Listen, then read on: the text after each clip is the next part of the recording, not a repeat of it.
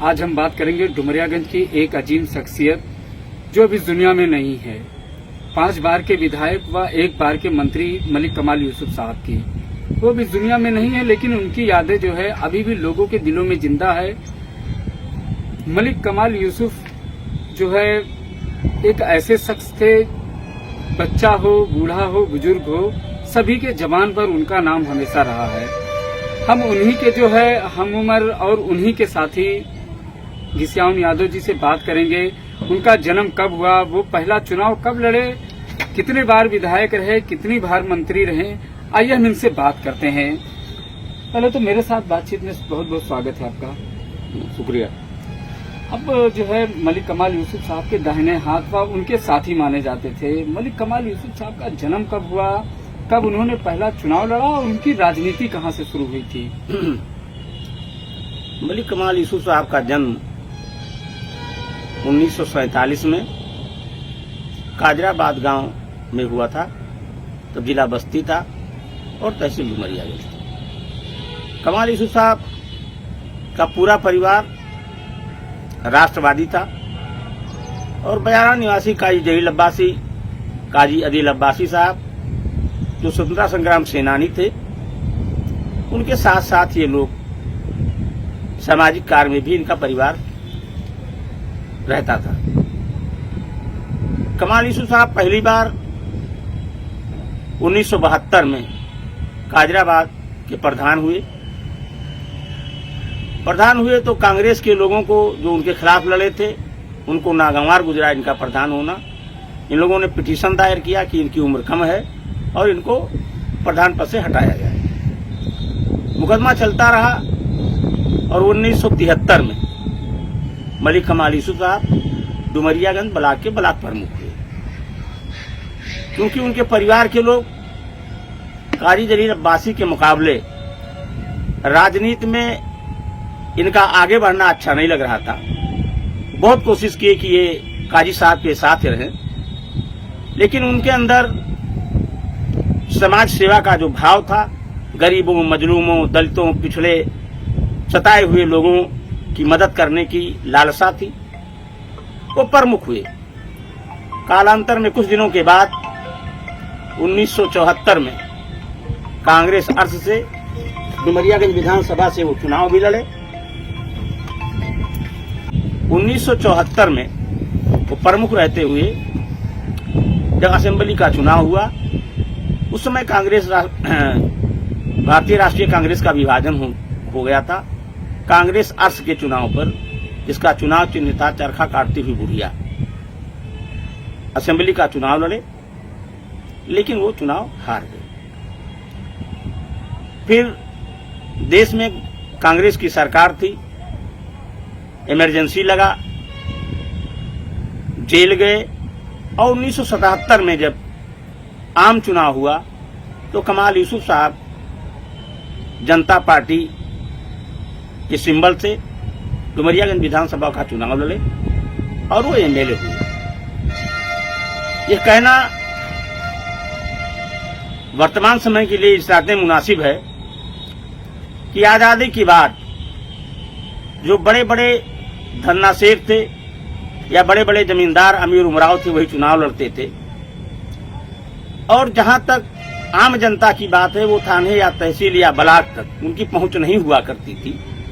Congress party के जो रसूखदार नेता क्षेत्रीय होते थे, उनका बहुत बड़ा बोलबाला हुआ करता था। कमाल साहब के डुमरियागंज की राजनीति में पदार्पण से एक ऐसी आस जगी गरीबों के, मजदूरों के, मजलूमों के, दलितों के मन में कि हमारा कोई मसीहा है। कमाल साहब इतने सरल स्वभाव के आदमी थे। पैदा तो जमींदार परिवार में हुए, लेकिन वो बहुत ही संवेदनशील हृदय के मालिक थे। आम आदमी चाहे बूढ़ा हो, गरीब हो, अमीर हो, जो भी आता था उसकी वेदनाओं को सुनते थे और उसके निवारण के लिए हर कोशिश करते थे। इस नाते इतने लोकप्रिय हो गए थे मलिक कमाल यूसुफ साहब कि डुमरियागंज विधानसभा को मिनी बागपत कहा जाने लगा था। फिर 80 में चुनाव हुआ, 80 में भी वो चुनाव जीते, एमएलए हुए। उनके एक साथी थे इटवा विधानसभा के माता प्रसाद पांडे जी, वो भी उनके साथ राजनीति में कदम से कदम मिला के चलते थे। कतिपय कारणों से वो भी प्रयास किए, टिकट नहीं मिला, लेकिन कमाल यूसुफ साहब ने जाकर के चौधरी चरण सिंह से कह करके उनको भी टिकट दिलवाया। तो 80 में माता प्रसाद पांडे और कमाल यूसुफ साहब भी एमएलए हुए। बस्ती जनपद में लोकदल से 4 विधायक हुआ करते थे, मलिक कमाल यूसुफ, माता प्रसाद पांडे जी, दिवाकर विक्रम सिंह साहब, वो भी दुनिया में नहीं है, और सुखपाल पांडे जी। इन 4 लोगों की एक टीम थी। सरकारें भले ही कांग्रेस की रहती हों, लेकिन किसी भी मरहले पर, किसी भी मोर्चे पर यह लोग अपने साथियों की मदद में कभी विफल नहीं हुए। जो चाहते थे सरकार विपरीत पार्टी की सरकार थी, तब भी वो उनसे, अधिकारियों से मिलकर लोगों की सेवा करते थे, अपना काम करवा लेते थे। इतना ही नहीं, शिक्षा के क्षेत्र में उनके बाप दादाओं ने कादराबाद में मौलाना आजाद इंटर कॉलेज के नाम से एक स्कूल खोला था। लेकिन कमाल यूसुफ साहब को जो मौका मिला तो उन्होंने शिक्षा के क्षेत्र में बहुत महत्वपूर्ण योगदान दिया। सिरसिया में जो एक पिछड़ा हुआ ब्लॉक है, हनुमापुर ब्लॉक, वहां अपने मित्र महानारायण लाल श्रीवास्तव से, उस समय वो प्रधान हुआ करते थे, निवेदन करके जमीन लिया और बालिकाओं के लिए doctor Ram Manohar Lohia inter college की स्थापना की, जिसमें हजारों हजार बच्चियां शिक्षित होकर के कोई नौकरी चाकरी कर रही हैं, कोई अपने परिवार को सुचारू रूप से संभाल रही हैं। इतना ही नहीं, उच्च शिक्षा के लिए उन्होंने बायताल में उनके पुरखों की जमीन थी, उस जमीन में मौलाना आजाद महाविद्यालय की स्थापना की। परिस्थितियां बहुत ही विपरीत थी। वो एमएलए भी नहीं थे उस समय और भारतीय जनता पार्टी की सरकार थी। जब उन्होंने महाविद्यालय की आधारशिला रखी तो लोग मजाक कर रहे थे कि कमाल साहब पागल हो गए हैं, कैसे स्कूल बनवा पाएंगे, कहां से पैसा लाएंगे। लेकिन अगर आदमी की नीयत साफ हो तो कुदरत मदद करती है। आज इतना बड़ा महाविद्यालय, क्या आप वहां पर पोस्ट ग्रेजुएशन की शिक्षा दी जाती है, बीएड भी, संकाय भी खुला, बीटीसी भी खुला और तमाम बच्चे वहां पर उच्च शिक्षा प्राप्त करके अपने जीवन को सफल बनाने में लगातार प्रयासरत रहते हैं और उनको सफलता भी मिलती है। डुमरियागंज से चंदीप घाट रोड को छोड़ करके जितनी भी छोटी बड़ी सड़कें आपको दिखाई पड़ेंगी, पक्की सड़कें, वो सब मलिक कमाल यूसुफ साहब की बनवाई हुई है। कमाल साहब 1917 में जो चुनाव हुआ, 2017 में जो चुनाव हुआ, उस चुनाव में उनको टिकट नहीं मिला। भारतीय जनता पार्टी यहां जीती, लेकिन उसके बाद कोई भी सड़क जो टूटी फूटी थी उसका कोई मरम्मत आज तक नहीं हो पाया। कमाल यूसुफ साहब जब चलते थे, क्षेत्रों में जाते थे, तो उनके निगाह में जो सड़कें खराब होती थी, कहीं पुलिया नहीं है, कहीं पानी लगता है, उसको अपने दिमाग में वो नष्ट कर लेते थे। और जब भी उनको मौका मिलता था तो वो सरकार से उन कामों को स्वीकृत करा करके सड़कों को बनवाने का काम करते थे।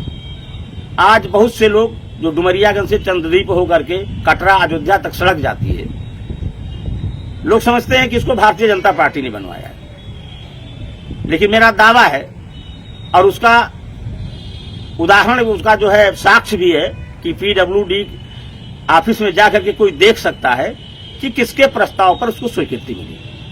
जब 2012 में सरकार बनी समाजवादी पार्टी के, ये पीस पार्टी से मेले हुआ करते थे। इन्होंने एक याचिका दाखिल की स्पीकर के सामने, वो स्वीकृत हुई। अब उसके जो है कार्य रूप में परिणत होने में कुछ समय लगा, लेकिन आज भी पीडब्ल्यूडी की फाइल में जो नोटिंग है उसमें लिखा हुआ है कि कमाल यूसुफ साहब के प्रयास से ये सड़क बनी है। उन्होंने प्रस्ताव में अपने लिखा था कि जहां लखनऊ की दूरी कम हो जाएगी सड़क के बनने से, डुमरियागंज कटरा चरणद्वीप होकर के, वहीं पर तमाम जो धार्मिक स्थल हिंदू धर्म के पड़ते हैं उन्हें उन पर जो है आने जाने के लिए, आम यात्रियों के लिए या आम जो है श्रद्धालुओं के लिए बहुत ही आसान होगा। तो इस तरह से आज की जो परिस्थिति है राजनीतिक रूप से एक शून्यता डुमरियागंज में दिखाई पड़ती है, क्योंकि जो विजन था कमाल यूसुफ का क्षेत्र की तरक्की और तामीर के लिए, इसके विकास के लिए, गरीबों की मदद के लिए, शिक्षा के क्षेत्र में, वो चीजें अब जो है धूमिल होती दिखाई पड़ रही हैं। आज उस महान व्यक्ति के जो भी कार्य हैं आज भी जन जन याद करता है, और इस विषम परिस्थितियों में वो आह भरता है कि काश आज कमाल यूसुफ होते तो जो भ्रष्टाचार इतना चरम सीमा पर है, गरीब सताया जा रहा है, उसकी कोई सुनवाई थाने पर, तहसील में या ब्लॉकों में नहीं होती है। आज का की जो नई पीढ़ी के लोग राजनीति में आते हैं वो केवल व्यावसायिक दृष्टिकोण से आते हैं, और हम लोगों ने जो राजनीति की दहलीज पे कदम रखा था उसमें सेवा का भाव था, और हम लोग सेवा को ही अपना धर्म मान करके राजनीति में आए थे। आज के लोगों में वो चीजें नहीं पाई जाती। चीज ये है, कितनी बार वो मंत्री रहे, कितनी बार विधायक रहे मलिक कमाल यूसुफ साहब? सबसे पहले कमाल यूसुफ साहब 1977 में जनता पार्टी से विधायक हुए, 1980 में वो लोकदल से विधायक हुए, फिर 1984 में भी लोकदल से विधायक हुए, फिर 89 में जब चुनाव हुआ तो चुनाव वो हार गए। क्योंकि सांप्रदायिकता का रंग इतना ज्यादा चढ़ गया कि जो गरीब हिंदू ज्यादातर वो उनको वोट करता था और उनको अपना मसीहा मानता था, वो धार्मिक उन्माद में बह गया। 13 वर्षों तक कमाल साहब बगैर किसी पद पर रहे, आवाम की खिदमत करते रहे। उसका नतीजा ये हुआ कि 2002 में फिर उनको टिकट मिला और 2002 में वो समाजवादी पार्टी से एमएलए हुए। कमाल यूसुफ साहब समाजवादी पार्टी के संस्थापक सदस्यों में से थे।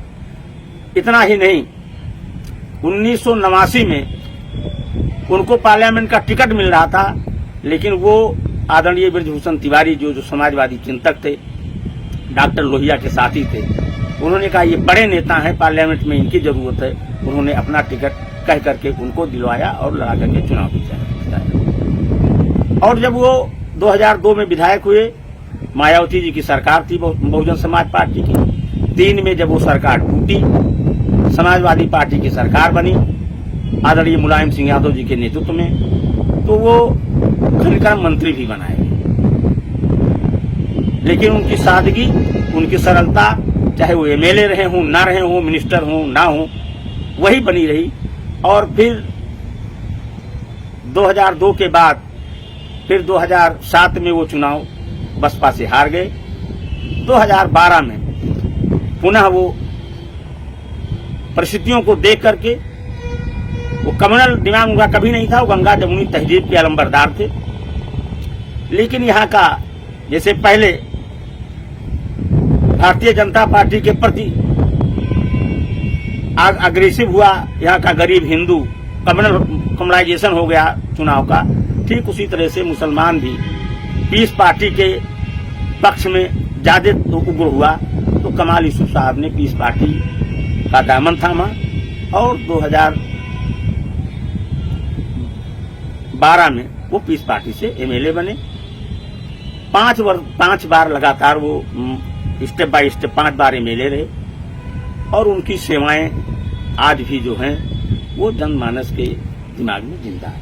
मंत्री पद पे रहते हुए जो है वो किस विभाग के मंत्री रहे, उन्होंने मंत्री पद पे रहते हुए क्या क्या काम किया सिद्धार्थनगर जिले के लिए और जिलों के लिए? देखिए, वो कनकरम के राज्य मंत्री थे। राज्य मंत्रियों को वैसे बहुत अधिकार नहीं होता है, लेकिन जब वो राज्य मंत्री हुए तो जिले के आसपास के जिलों के लोग भी, तमाम लोग उनसे सेवा के लिए आते थे, और जो भी उनसे बन पड़ता था उन्होंने तमाम सड़कों का निर्माण कराया। आपका विद्युत एक ही केंद्र था यहाँ डुमरियागंज में, विद्युत केंद्र, उन्होंने खानतारा में विद्युत उपकेंद्र की स्थापना करवाई। उन्होंने आपके तिलगड़िया में विद्युत उपकेंद्र बनवाया, डुमरियागंज का को विस्तारित करवाया। आपका जो सिरसिया में जो है वो बना हुआ है पावर हाउस, उसकी भी आधारशिला उन्होंने रखी।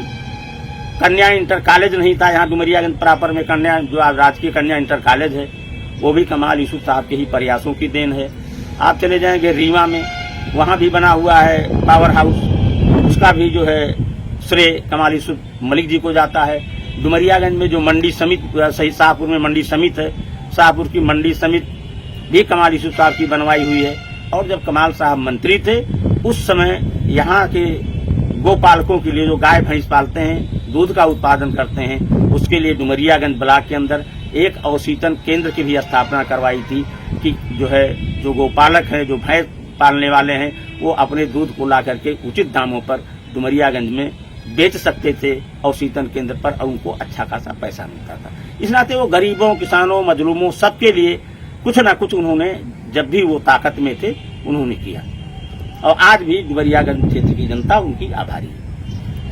चुनाव, जब पहले चुनाव होते थे तो कमालवादी होते थे और तौफीकवादी होते थे। कमाल साहब ये चीजें कैसे हैंडल करते थे? उस समय जो है चुनाव हिंदू मुस्लिम क्यों नहीं होता था, आज हिंदू मुस्लिम हो रहा है, तो कमाल साहब की क्या रणनीति थी? आप सबसे करीबी उनके माने जाते हो। देखिए, ऐसा है कि कमाल साहब जब भी चुनाव लड़े, क्योंकि जलील साहब अब्बासी साहब यहाँ के एमएलए हुआ करते थे, एमपी भी थे, मिनिस्टर भी थे, और यहाँ के जो बड़े लोग हैं, चाहे वो जमींदार टाइप के जो है हिंदू या मुसलमान कोई भी हो, वो उनके साथ रहे। और उस समय जो आज की परिस्थिति है, इस परिस्थिति में उस परिस्थिति में बड़ा अंतर था। गरीब आदमी बहुत सहमा किसी के पास जाता था, लेकिन कमाल साहब ने दरवाजा अपना खोल रखा था, 24 घंटे कोई भी व्यक्ति कभी भी उनसे मिल सकता था। तो मुसलमानों से ज्यादा हिंदू बिरादरी उनको पसंद करती थी, क्योंकि तौफीक साहब का तौर तरीका अलग था। खास करके जो ज्यादा कट्टरपंथी जो है मुस्लिम बिरादरी के लोग थे, वो तौफीक साहब को पसंद करते थे, और जो विनम्र प्रवृत्ति के माइनॉरिटी के लोग थे उनको पसंद करते थे। 1986 में यहाँ पर एक कार्यक्रम हुआ विश्व हिंदू परिषद के द्वारा, और विश्व हिंदू परिषद के भाषणों से, उनके क्रियाकलापों से प्रशासन को गोली चलाना पड़ा। उस गोली चलने के बाद यहाँ का माहौल सांप्रदायिक हुआ। इस नाते भ्रम में आकर के जो गरीब चला गया था 89 के चुनाव में भारतीय जनता पार्टी के पास, धीरे धीरे उसके हम लोग संपर्क संबंध बनाए रखे, और फिर वो समझा कि जहां हम गए हैं वहां अंधेरा है, प्रकाश हमें कमाल यूसुफ साहब या समाजवादी पार्टी के साथ ही मिल सकता है। पुनः उन्होंने वापसी की 2002 में। 2002 में वो एमएलए बने। फिर जो है बसपा का वो आया, एक लहर बहर थी बसपा के साथ में, हार गए, लेकिन 2012 में फिर वो चुनाव, उनको टिकट मिला, फिर वो चुनाव जीते। यदि अगर वो जिंदा होते तो 2022 का जो चुनाव हुआ है उसमें समाजवादी पार्टी उनको अपना नुमाइंदा बनाती, अगर वो स्वस्थ होते तो, और वो पुनः एमएलए हुए होते। उनके लड़के हैं इरफान मलिक, प्रयास कर रहे हैं, और जो पुराने लोग हैं उनको समझने वाले कमाल यूसुफ साहब को, अगर कमाल जो है इरफान मलिक अपना समय दिए लोगों को, और जिस तरह से कमाल साहब सबको सम्मान देते थे, प्रेम से मिलते जुलते थे, तो आने वाले दिन में उनकी जगह इरफान मलिक ले सकते हैं। कमाल साहब के कितने बच्चे हैं और क्या करते हैं, कितने राजनीति में हैं और कितने बाहर हैं? आप क्या कहोगे, उन लोगों से क्या अपील करोगे? कमाल साहब के 4 बच्चे हैं। सबसे बड़े इरफान मलिक हैं, उसके बाद सलमान मलिक हैं, सलमान मलिक प्रमुख भी रहे हैं, गुफरान मलिक हैं, और साकिब मलिक। इरफान मलिक राजनीति में है, सलमान मलिक अपना भट्ठा वगैरह चलाते हैं, गुफरान एक कॉलेज की जिम्मेदारी देखते हैं, महाविद्यालय की, और साकिब अपना खेती गृहस्थी का काम। क्योंकि लंबा परिवार है, किसान परिवार से थे, इस नाते, और उनकी जीविका का एकमात्र साधन इस परिवार का कृषि ही है। तो एक लड़का कृषि कार्य में लगा रहता है, बाकी एक लड़का कॉलेज को देखता है। इरफान साहब जो अपना राजनीति में अपने बाप का अनुकरण और अनुसरण करने के लिए तत्पर है। एक सबसे बड़ी चीज सामने आती है कि मरहूम कमाल साहब जब तक जिंदा थे, जब तक वो पद पर थे, किसी प्रकार का कोई भी दंगा नहीं हुआ। डुमरियागंज की आवाम एक चुनाव जब होता था, एक रोमांचक चुनाव होता था, उसमें मारपीट, झगड़ा, लड़ाई या जैसे उन्माद जैसे कोई भी काम नहीं होते थे। ये इसमें कितनी सच्चाई है, क्या वजह थी कि कमाल साहब इतनी सारी चीजें मैनेज करते थे और लड़ाई झगड़ा और दंगे जैसी स्थिति नहीं होती थी? ये कमाल यूसुफ साहब का की सोच थी, वो समाजवादी सोच थी, वो हिंदू मुस्लिम एकता के प्रहरी के रूप में जाने जाते थे। जितना मुसलमान उनको मानता था उससे ज्यादा हिंदू उनका सम्मान करता था। इस नाते इस तरह की कभी कोई बात नहीं होती थी। कमाल साहब कभी भी उद्दंडता के, उच्च श्रृंखलता के या बदमाशों के, गुंडों के, लफंगों के पैरोकार नहीं रहे। वो हमेशा शरीफों की इज्जत करते थे और शरीफ व्यक्ति उनका इज्जत करता था। चुनाव में कभी भी वो भले बड़े परिवार के थे, अच्छे अच्छे लोग उनके साथ थे, ताकतवर लोग थे, लेकिन कभी वो पशु पर भरोसा नहीं करते थे, वो आत्मबल पर भरोसा करते थे। इस नाते कभी किसी तरह की कोई बात नहीं। भारतीय जनता पार्टी की जब सरकारें थी, कई बार लोगों ने ऐसी परिस्थितियां क्रिएट करने की कोशिश की कि दंगे हो जाए, हिंदू मुसलमान में तनाव हो जाए, लेकिन कमाल साहब ने बहुत ही विनम्रता से, बहुत ही समझदारी से उन सारे लोग जो है मामलों से निपटा और किसी तरह का कोई फसाद या कोई तनाव नहीं होने दिया। आप साहब की एक चीज और सामने आती है कि जितने भव्य तरीके से वो जो है ईद और बकरीद मनाते थे, उतने ही भव्य तरीके से उनके घर पे और उनके कार्यकाल में जो है होली और दिवाली मनाई जाती थी। क्या वजह थी कि इस तरीके से, इतना भव्य तरीके से? क्योंकि कमाल साहब मुस्लिम थे और ये जो होली और दिवाली पर्व है, ये खासतौर से आज के जनरेशन के हिसाब से हिंदुओं का त्योहार है। देखिए, ऐसा है कि जो राजनीति में जो व्यक्ति होता है और उसकी सोच अगर पंथ निरपेक्ष है, तो जो अपवाद हैं धर्म के, मुसलमान को रंग नहीं खेलना चाहिए, होली में शामिल शरीक नहीं होना चाहिए, इससे बहुत ऊपर कमाल यूसुफ की सोच। वो कहते थे, किसी ने पूछा, जो सवाल आज हमसे कर रहे हैं, कि कमाल साहब आप होली भी खेल लेते हैं, आप जो है पीला धोती पहन करके मंदिरों का शिलान्यास भी करने चले जाते हैं, तो आपका मजहब क्या है, आपका मसलक क्या है, आप किसको मानते हैं, किसको नहीं मानते हैं? तो वो कहा करते थे कि मेरा तरीके मजहब क्या पूछती हूँ मुन्नी, शियाओं में शिया, सुन्नियों में सुन्नी। वो जिस भी माहौल में, जिस बिरादरी के बीच में जाते थे, सब में घुल मिल जाते थे। वो जाति और संप्रदाय से ऊपर उनकी सोच थी। इस नाते सारे लोग उनका इज्जत करते थे। ईद के मिलने के लिए तमाम हिंदू भाई उनके यहाँ जाते थे और होली मिलने के लिए और खेलने के लिए वो तमाम अपने साथियों के यहाँ भी जाते थे।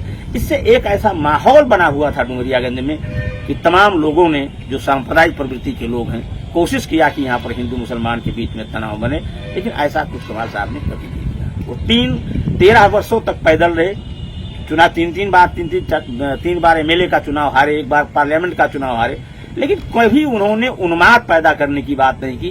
तो जब भी कहते थे, हमारी उनकी बात होती थी, कहते थे, देखो किसियामुनी यादव जी, ये जो गरीब हिंदू है, जैसे भांग का नशा होता है, वो चढ़ जाता है तो कई दिनों तक नहीं उतरता है। तो ये अभी भांग के नशे में, जिस दिन इसका नशा उतरेगा वो फिर लौट के कमाल यूसुफ के पास ही जाएगा, और जब वो आएगा हमारे साथ, तभी हमारे दिन अच्छे हो सकते, अन्यथा हम चुनाव नहीं जीत सकते।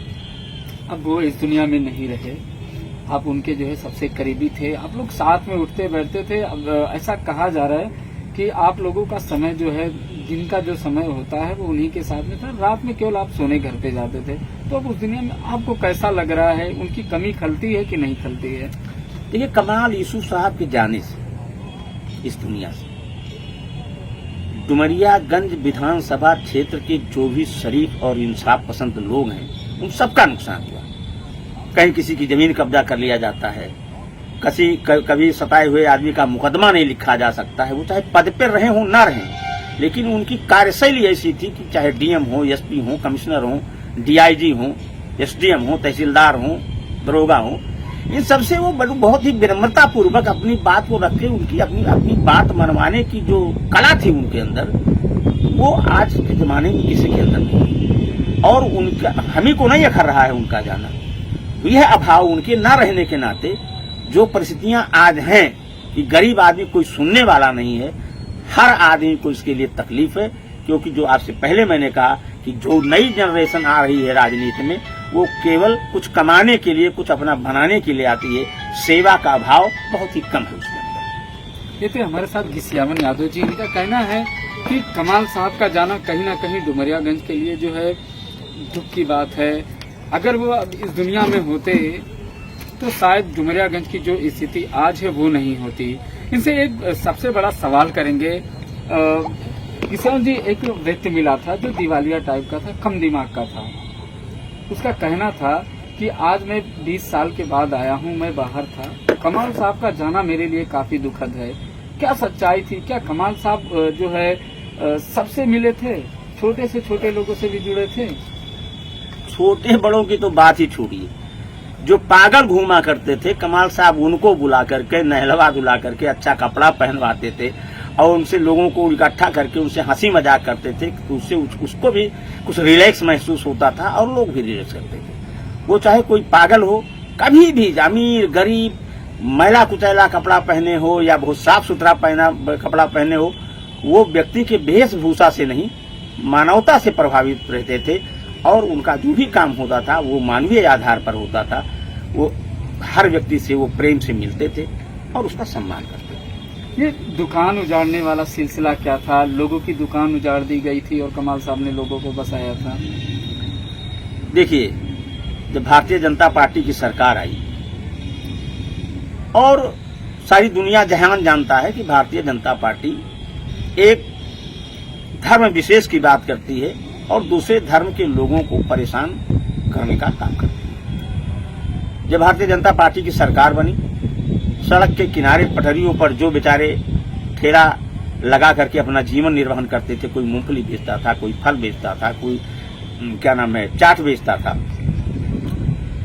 डाक बंगले के पास तमाम दुकानें लगी हुई थी, सैकड़ों लोगों की रोजी रोटी चलती थी, उसी से उनके बच्चों की परवरिश होती थी। जब उसको प्रशासन ने उजाड़ दिया तो कमाल साहब ने अपनी जमीन में उन लोगों को अपनी जमीन, निजी जमीन दे करके कि वो बेचारे उनके बच्चे कैसे जिएंगे अगर 4 पैसा नहीं कमाएंगे, तो उनको अपने जमीनों में उनकी दुकानें रखवा दी। आप जाके आज भी देख सकते हैं कि उनकी निजी जमीन में होटल भी है, सब्जी की भी दुकान है, मुर्गे की भी दुकान है, बकरे की भी दुकान है, तमाम ठेला वाले खुंचा बेचते हैं, कोई फल बेचता है। अपने दुकानों में, अपने मकान के, अपने ऑफिस के सामने लोगों की दुकानें लगवाई। इतने संवेदनशील थे कमाल साहब। ये तो किसान यादव जी, इनका कहना था कमाल साहब का जाना इनके लिए ही नहीं पूरे डुमरियागंज के लिए जो है दुखदायी है। आज अगर कमाल साहब इस दुनिया में होते तो शायद डुमरियागंज की स्थिति ऐसी नहीं होती। फारूकी अमीन, सिद्धार्थनगर।